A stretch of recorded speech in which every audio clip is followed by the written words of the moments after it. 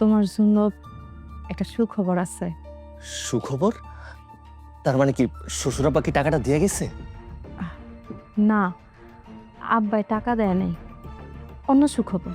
টাকা দিয়া জানাই, তাইলে অন্য আর কি সুখবর? তুমি বাপ হইবা।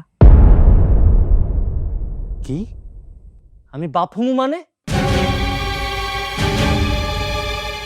তার মানে তুই পেট বাঁধাইছস? তুমি এমন করে কথা কইতাছো, মনে হইতাছে আমি বাইরের কারো লগে ফষ্টি নষ্টি করে পোয়াতি হইছি। আমার গর্বে তো তোমারই সন্তান। বাপ হইব শুই না সবে অনেক খুশি হয়, আর তুমি দেখি রাগ করতেছো। বাপ হইব শুই না অন্য সবাই খুশি হইলিও আমি খুশি হইতে পারতাছি না।